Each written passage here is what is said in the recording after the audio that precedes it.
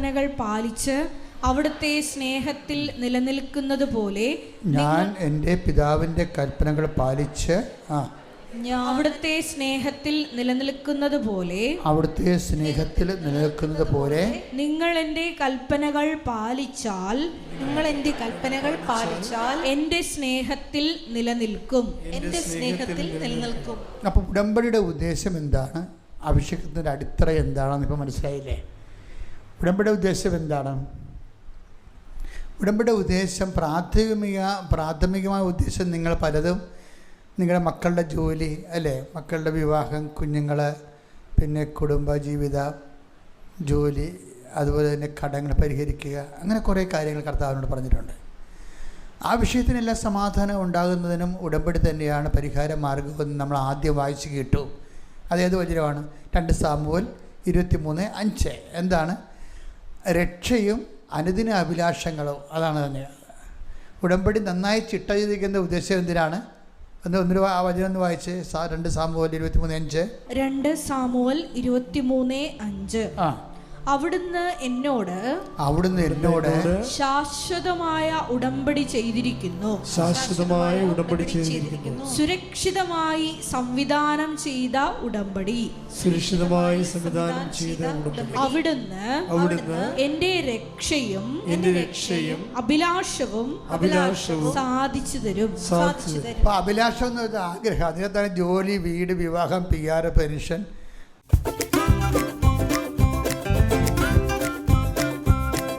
खुशी से मनाएं रंगों का उत्सव. Holy colors and more delivered to your doorstep on Instamart.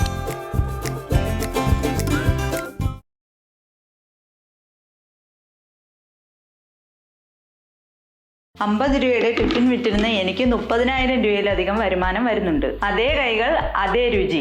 Just എന്റെ സ്ട്രാറ്റജി മാത്രം ഒന്ന് മാറ്റിപ്പിടിച്ചു. എന്റെ പേര് ശാരി. എറണാകുളത്തെ വീട്ടിൽ നിന്ന് 5-6 ടിഫിനുകൾ ഉണ്ടാക്കി കൊടുക്കുമായിരുന്നു. ചോറ്, കറികൾ, ചപ്പാത്തി, അങ്ങനെ സാധാരണ വിഭവങ്ങൾ വെറും 50 രൂപയ്ക്ക്. ദിവസം മുഴുവനും പണിയെടുത്താലും മാക്സിമം കിട്ടുന്നത് 500 രൂപ. ഈ ഒരു ബിസിനസ് ഒന്ന് വളർത്തിയെടുത്താൽ കൂടുതൽ സമ്പാദിക്കാമല്ലോ എന്ന് എനിക്ക് തോന്നി. അങ്ങനെ ഞാൻ യൂട്യൂബിൽ പോയി how to grow tiffin service എന്ന് സെർച്ച് ചെയ്ത് നോക്കി. പക്ഷേ എല്ലാ വീഡിയോസിലും പറയുന്നത് ക്ലൗഡ് കിച്ചൺ തുടങ്ങൂ, കൊമേഴ്സ്യൽ കിച്ചൺ സെറ്റപ്പ് ചെയ്യൂ, ഡെലിവറി ആപ്പിൽ രജിസ്റ്റർ ചെയ്യൂ എന്നൊക്കെയാണ്.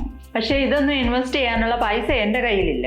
പ്രാക്ടിക്കലായിട്ടുള്ള ഇൻഫർമേഷൻ ഒന്നും കിട്ടിയില്ല യൂട്യൂബിൽ നിന്നും. അപ്പോഴാണ് ഞാൻ വിദ്യ ആപ്പിന്റെ ആഡ് സോഷ്യൽ മീഡിയയിൽ കണ്ടത്. അതുകൂടി പരീക്ഷിക്കാമെന്ന് കരുതി ഞാൻ അത് ഡൗൺലോഡ് ചെയ്തു. ബിസിനസ് ഐഡിയാസ് കാറ്റഗറിയിൽ നിന്ന് ഞാനൊരു വീഡിയോ കണ്ടു. ഒട്ടും ഇൻവെസ്റ്റ് ചെയ്യാതെ എങ്ങനെ ഒരു ടിഫിൻ ബിസിനസ് തുടങ്ങാമെന്നതായിരുന്നു ആ വീഡിയോ. സ്റ്റെപ്പ് ബൈ സ്റ്റെപ്പായി ആ വീഡിയോയിൽ ഒരുപാട് പ്രാക്ടിക്കൽ കാര്യങ്ങൾ പറഞ്ഞു തന്നു. എങ്ങനെ മെനു പ്ലാൻ ചെയ്യണം, എങ്ങനെ നല്ല കണ്ടെയ്നേഴ്സ് ഉപയോഗിച്ച് പാക്കിംഗ് നന്നാക്കണം, വാട്സാപ്പ് കാറ്റലോഗ് എങ്ങനെ ഉണ്ടാക്കണം, കോർപ്പറേറ്റ് ഓഫീസുകളെ എങ്ങനെ ടാർഗറ്റ് ചെയ്യണം, വീക്കിലി മെനൂസ് എങ്ങനെ സെറ്റ് ചെയ്യണം എന്നൊക്കെ അതിൽ നിന്നും പഠിക്കാൻ പറ്റി. ഞാൻ വെറും ഒരാഴ്ചക്കുള്ളിൽ തന്നെ ഇതെല്ലാം അപ്ലൈ ചെയ്യാൻ തുടങ്ങി. ആദ്യത്തെ ആഴ്ചയിൽ തന്നെ എനിക്ക് 5 പുതിയ കസ്റ്റമേഴ്സിനെ കിട്ടി. പിന്നെ ഒരു ഓഫീസിൽ നിന്നും ബൾക്ക് ഓർഡർ കിട്ടി. അങ്ങനെ ഓർഡേഴ്സ് കൂടി വന്നു. ഇന്ന് അതേ വീടും അതേ അടുക്കളയും അതേ ഞാനും. പക്ഷേ വരുമാനം 1 ലക്ഷം രൂപയ്ക്ക് അടുത്തായി. എനിക്ക് സഹായത്തിനായി ഒരു ഹെൽപ്പറും ഒരു ഡെലിവറി ബോയിയും ഉണ്ട് ഇപ്പോൾ. ഇന്ന് എനിക്ക് ഡെയിലി 100 ഓർഡേഴ്സ് വരെ എടുക്കാൻ പറ്റുന്നുണ്ട്. എനിക്ക് ഇത്രയും മുന്നോട്ട് വരാൻ പറ്റിയത് വിദ്യ ആപ്പ് കാരണമാണ്. നിങ്ങൾക്ക് നിങ്ങളുടെ ബിസിനസ് വളർത്താനോ അല്ലെങ്കിൽ എന്തെങ്കിലും എക്സ്പേർട്ട് ഇൻഫർമേഷൻ അറിയാനോ ഉണ്ടെങ്കിൽ ഇപ്പോൾ തന്നെ വിദ്യ ആപ്പ് ഇൻസ്റ്റാൾ ചെയ്യൂ.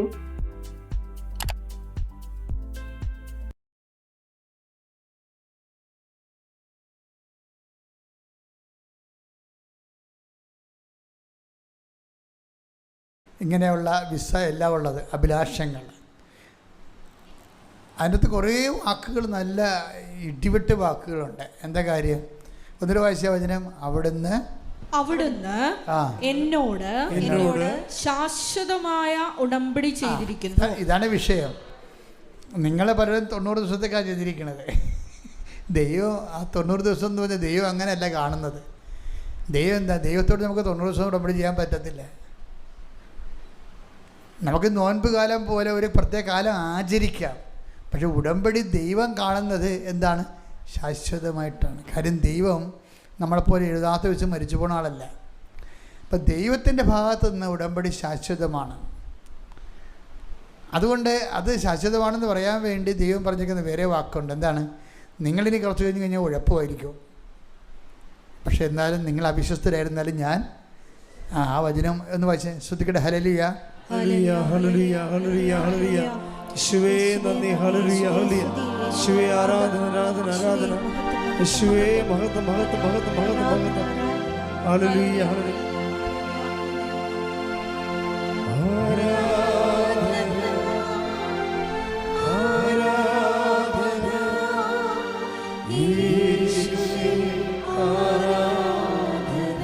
കൈകൾ വീശി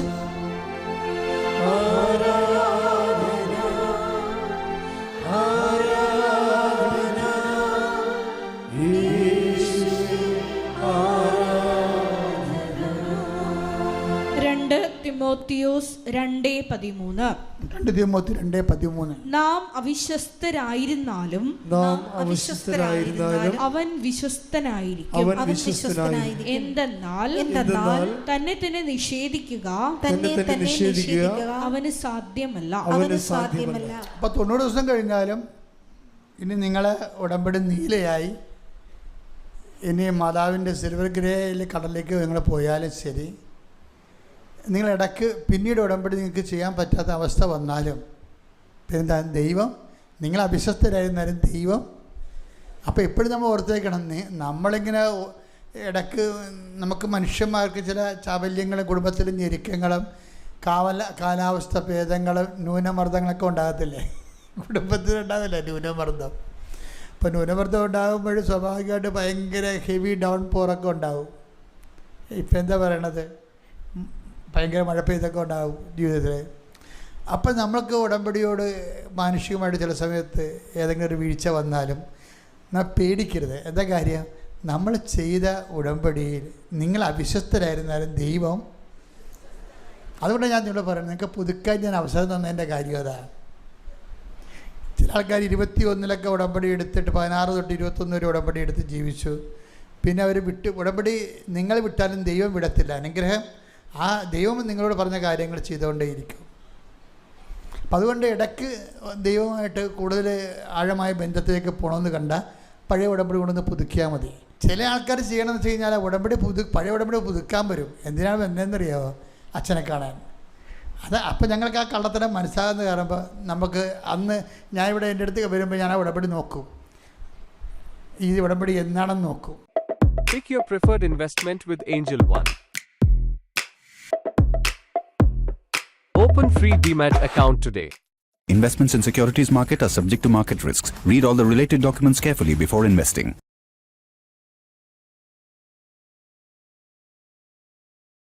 Take your glow with you wherever you go. Buy 3 of your Foxtail Faves, win a travel kit free.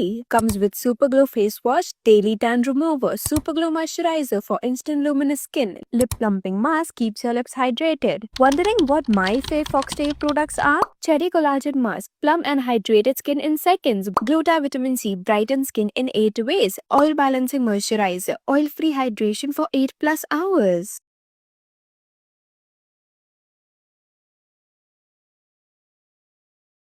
അപ്പോൾ ഉടമ്പടി 2022 ഉടമ്പടി. അപ്പോൾ എന്ന് നിങ്ങളിന്ന് പുതുക്കി, എന്തിനും പുതുക്കി? അച്ഛനെ കാണാൻ. ഈ അച്ഛനെ കണ്ടു കഴിഞ്ഞാൽ നിങ്ങൾ എന്ത് ചെയ്യും? പഴുതുപോലെ പാകത്ത് വെക്കും. അപ്പോൾ കള്ളത്തരമാണ്. ഉടമ്പടിക്ക് വേണ്ടി തന്നെ അല്ല അത്. അവർ അച്ഛനെ കാണാൻ വേണ്ടി ഉടമ്പടി ദുർവിനിയോഗിക്കുകയാണ്. അച്ഛനെ കാണാൻ വേണ്ടിയല്ല ഉടമ്പടി എടുത്തിരിക്കുന്നത്, അവൻ പറയണ പോലെ ചെയ്ത് ജീവിക്കാൻ വേണ്ടിയല്ലേ. അപ്പോൾ അതിനകത്ത് കള്ളത്തരമുള്ള കാരണം ഇവിടെ വെച്ച് തന്നെ മടക്കും. അവിടെ നിങ്ങളെ പറ്റിച്ചാലും ഇവിടെ ഞങ്ങളെ പറ്റിക്കാൻ പറ്റത്തില്ല. കാര്യം ഞങ്ങളിത് കണ്ണിൽ എണ്ണ ഒഴിച്ചിരിക്കുകയാണ്. കാര്യം ഞങ്ങളെന്താണ്, എനിക്ക് നല്ല ബോധ്യമുണ്ട്, കർത്താവ് എന്നെയാണ് ഉടമ്പടി ഏൽപ്പിച്ചത്. അപ്പോൾ ആ വിഷയത്തിൽ ഞാനൊരു കോംപ്രമൈസും ചെയ്തില്ല. ഓഫീസിലുള്ളവിടത്ത് നിങ്ങൾ നിലവിളിക്കുമ്പോഴും എന്തെങ്കിലുമൊക്കെ പറയുമ്പോഴപ്പോൾ അവർ നിങ്ങളുടെ കണ്ണീര് കാണുമ്പോഴൊക്കെ അപ്പം തന്നെ ഒപ്പിട്ട് തരും. പക്ഷേ ജോസഫച്ചൻ ഒപ്പിടത്തില്ല. കാരണം നിങ്ങളുടെ വിഷയങ്ങൾ കൈകാര്യം ചെയ്യാനല്ല എന്നെ ഏൽപ്പിച്ചിരിക്കുന്നത് ദൈവം പറയണ പോലെ നിങ്ങളെ ജീവിപ്പിക്കാനാണ് ഏൽപ്പിച്ചിരിക്കുന്നത്. അപ്പം ഞാൻ അതിനെ പ്രാധാന്യം കൊടുക്കത്തുള്ളൂ. ഞാൻ പറഞ്ഞു, നിങ്ങൾ പോയി മര്യാദയ്ക്ക് ഉടമ്പടി 90 ദിവസം ഇപ്പോൾ 2 ഇടയ്ക്ക് ഗ്യാപ്പ് വന്നില്ലേ? അപ്പോൾ 2000 ഇപ്പോൾ ഉടമ്പടി പുതുക്കിയില്ല, ഇനി ഒന്ന് പോയി ജീവിക്ക്, 2 മാസം കഴിഞ്ഞിട്ട് വരാൻ പറയും. എന്താ കാര്യം? ഉടമ്പടിയിലുള്ള ആളെയാണ് കാണാൻ പറ്റത്തുള്ളൂ. ഈ 10-15 ലക്ഷം ആൾക്കാർ ഉടമ്പടി എടുത്തിട്ടില്ലേ? അപ്പോൾ ഇവരെ എല്ലാവരും കാണും, തീർച്ചയായിട്ടും. കാണാത്തവരുണ്ട്. ഒരു ദിവസം ഞാൻ 300 പേരൊക്കെയാണ് കാണുന്നത്. കാണേണ്ട കാര്യം ഉണ്ടെങ്കിൽ കണ്ടാൽ മതിയല്ലോ. ഉടമ്പടിക്ക് ശരിക്കും ഞാൻ പക്കാ ഉടമ്പടിക്ക് അച്ഛനെ കാണേണ്ട ഒരു കാര്യവും വരത്തില്ല. ഇവിടെ ഉടമ്പടി സിൽവർ ഗ്രേ ആയിട്ട് പോകുന്ന ആൾക്കാർ അവർ അച്ഛനെ കാണാത്തവരുണ്ട്. അവർ ഓഫീസിൽ ചോദിക്കും ഉടമ്പടി ഇത്രയും ആയില്ല, അച്ഛനെ കാണണ്ടേ? ഇല്ല, കർത്താവ് കാണണ്ട. എന്താ കാണേണ്ട ആളെ ഞങ്ങൾ കണ്ടാണ് ജീവിക്കണത്. അതാണ് പ്രശ്നം. അത് കർത്താവിനാണ് പ്രാധാന്യം അവിടെ. കാണേണ്ട ആളെ ഞങ്ങൾ കണ്ടാണ് ജീവിക്കണമെന്നേ, അച്ഛനെ കാണണ്ട. അതാണ് പക്ക ഉടമ്പടി എന്ന് പറയണത്. അവർക്ക് നല്ല ആത്മവിശ്വാസമാണ് അവർ ചെയ്യണ കാര്യങ്ങൾ. ഇപ്പം എന്താ ഈശോ പറഞ്ഞിരിക്കണത്? ഈശോ എന്താ പറഞ്ഞത്? 15:10 എന്താ പറഞ്ഞത്? ഒന്നൊരു വായിച്ചത്. യോഹന്നാൻ 15:10. യോഹന്നാൻ 15:10. ഞാൻ എൻ്റെ പിതാവിൻ്റെ കൽപ്പനകൾ പാലിച്ച് എന്ന് പറഞ്ഞേ, ഞാൻ എൻ്റെ പിതാവിൻ്റെ കൽപ്പനകൾ പാലിച്ച് അവിടുത്തെ സ്നേഹത്തിൽ നിലനിൽക്കുന്നത് പോലെ നിങ്ങൾ എൻ്റെ കൽപ്പനകൾ പാലിച്ചാൽ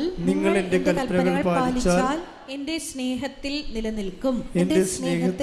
ഉടമ്പടി എന്ന് പറഞ്ഞാൽ എന്താണ്? അവൻ പറയണത് പോലെ ചെയ്യുക എന്ന് വെച്ച് കഴിഞ്ഞാൽ അവൻ്റെ കൽപ്പനകൾ പാലിച്ച് ജീവിക്കുക. ഈ അവൻ്റെ കൽപ്പനകൾ പാലിച്ച് ജീവിക്കുന്നതാണ് ഉടമ്പടി ജീവിതം എന്ന് പറയണത്, അല്ലേ? അതിൻ്റെ അകത്ത് പ്രാർത്ഥന മാത്രമല്ല, അവൻ്റെ എല്ലാ കൽപ്പനകളും നമ്മൾ പാലിക്കുകയാണ്. ഞാൻ രോഗിയായാലും നിങ്ങൾ എന്നെ സന്ദർശിച്ചു, നിങ്ങൾ ഭൂമിയുടെ അതിർത്തികളിലൂടെ എൻ്റെ സാക്ഷികളായിരിക്കും. ഈ റിജു എന്ന് പറഞ്ഞ സഹോദരൻ സാക്ഷ്യം പറഞ്ഞപ്പോൾ എന്താ പറഞ്ഞെന്നറിയാവോ? വൈഫാ, ഞാൻ എന്തിനാ സാക്ഷ്യം പറയാമെന്നറിയാവോ? ദൈവം തന്ന ഒരു അനുഗ്രഹവും മൂടി വെക്കരുത്. അതെന്താണ്?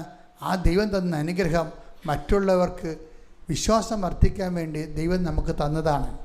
അത് അപ്പം നിനക്ക് റിജു പക്ഷേ ഒരു ഉടമ്പടിയെ എടുത്തിട്ടുള്ളത്. ആ ഉടമ്പടിയിലുള്ള ആൾക്ക് കിട്ടിയ ബോധ്യം കണ്ടില്ലേ?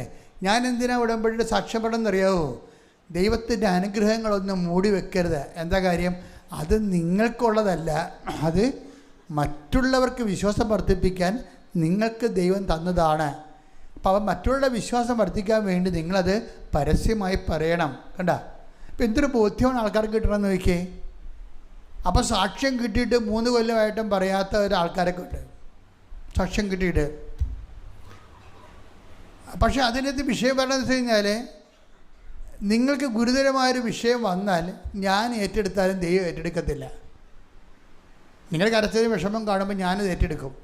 പക്ഷേ നിങ്ങൾ പണ്ട് ദൈവത്തിനെ പറ്റി ജീവിച്ചിരിക്കുന്ന ആളായ കാരണം, ദൈവം അവിശ്വസ്ത വ്യക്തികളായത് കാരണം, വയറ്റിപ്പഴപ്പിന് മാത്രം ദൈവത്തെ ദുർവിനിയോഗിച്ച കാരണം ദൈവം ഏറ്റെടുക്കത്തില്ല.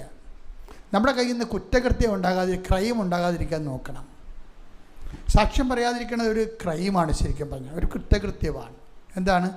നിൻ്റെ വിശ്വാസം വർദ്ധിപ്പിക്കാൻ വേണ്ടിയും മറ്റുള്ളവരുടെ വിശ്വാസം വർദ്ധിപ്പിക്കാൻ വേണ്ടിയും കർത്താവ് എന്താ പറഞ്ഞത്? ശിമയോനെ, സത്താൻ നിന്നെ ഗോതമ്പ് മണിയും പോലെ പാറ്റാൻ നോക്കുകയായിരുന്നു, ഞാൻ നിനക്ക് വേണ്ടി പ്രാർത്ഥിക്കുകയായിരുന്നു.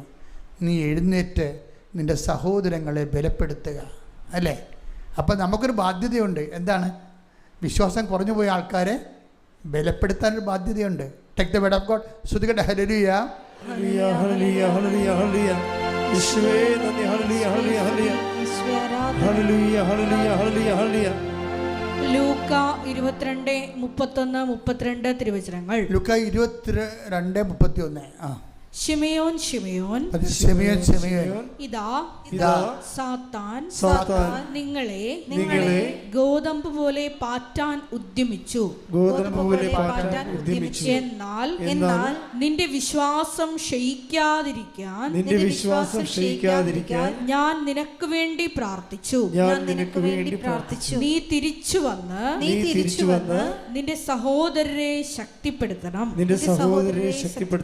സാക്ഷ്യം എന്ന് പറഞ്ഞാൽ എന്താണ്? Here, I got this. दिल ये मेरा चाहता है तेरे पास आने को, बार बार तड़पे है इनविटेशन पाने को. I wanna go to Minta का birthday blast, Minta का birthday blast. ये करते करते तुम बोर नहीं हो रहा? मिंत्रा बर्थडे ब्लास्ट में तुम, मैं, हर कोई इनवाइटेड है और सबको रिटर्न गिफ्ट्स भी मिलेगा. Myntra birthday blast starts 28th Feb.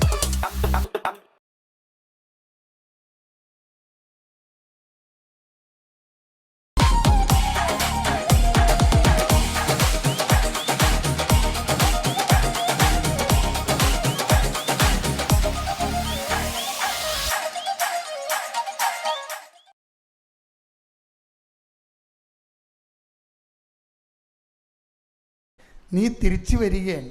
തിരിച്ചു വന്ന് എന്തിനാണ് സാക്ഷ്യം പറയണത്? നിൻ്റെ സഹോദരങ്ങളെ ശക്തിപ്പെടുത്താൻ. അപ്പോൾ എനിക്ക് എൻ്റെ വയറ്റിപ്പഴപ്പ് മാത്രമേ നോക്കേണ്ട കാര്യമുള്ളൂ. വേറെ ആരും വിശ്വാസമില്ലാതെ മരിച്ചാൽ എനിക്ക് പ്രശ്നമല്ല എന്ന് വെച്ചാൽ ദൈവം എനിക്ക് പ്രശ്നമല്ലെന്ന് എൻ്റെ അർത്ഥം.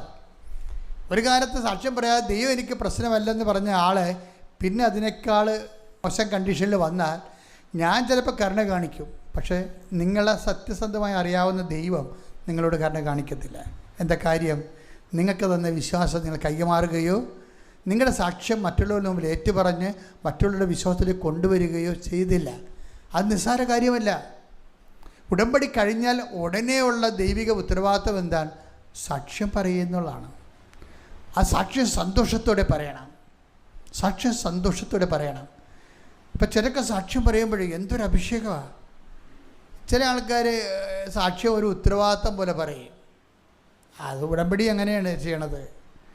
ഉടമ്പടിയും ചില ആൾക്കാർ ചെയ്യണത് എന്താണ്? ഒരു ഉത്തരവാദിത്വം പോലെ. രാവിലെ എഴുന്നേക്കണം, എഴുന്നേറ്റ്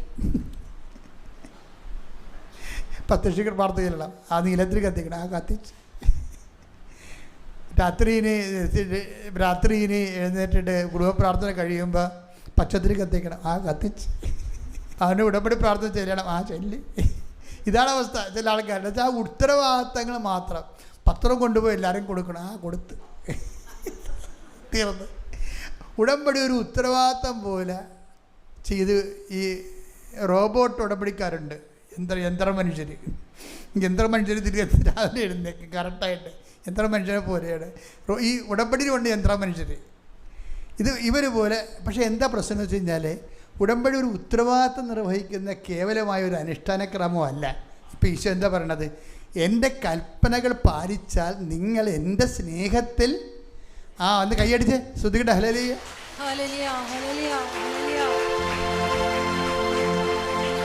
അതാണ് എൻ്റെ പ്രശ്നം.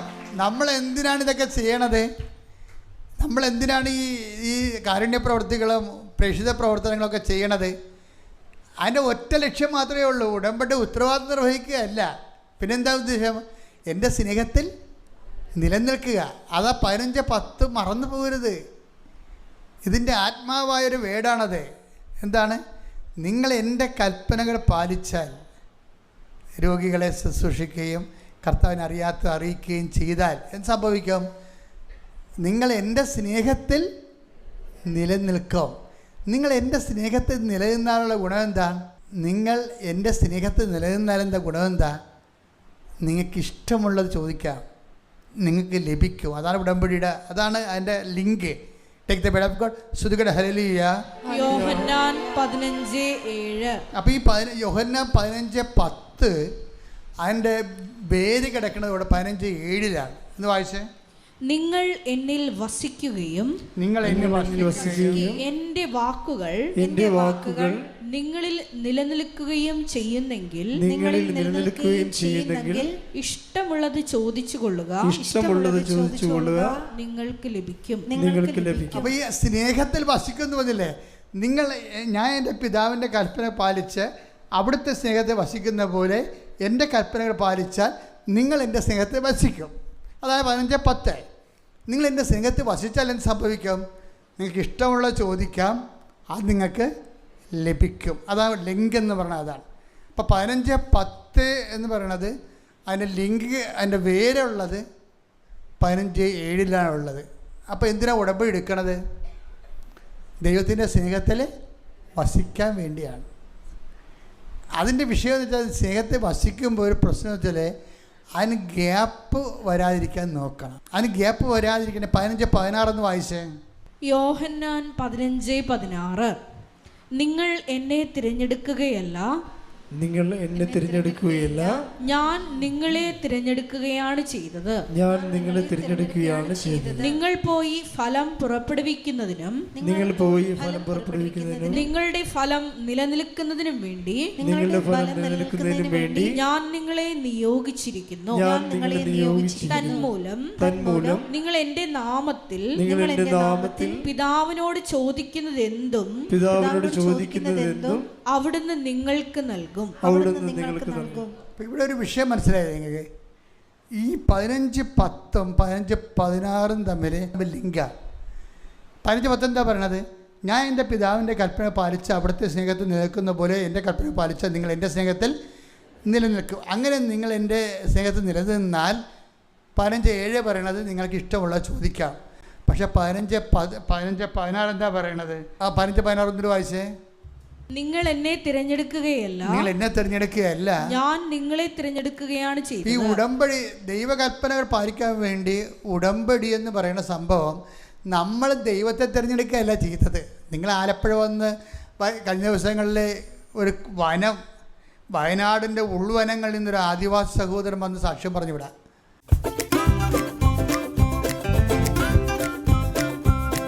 खुशी से मनाएं रंगों का उत्सव. Holy colors and more delivered to your doorstep on Instamart.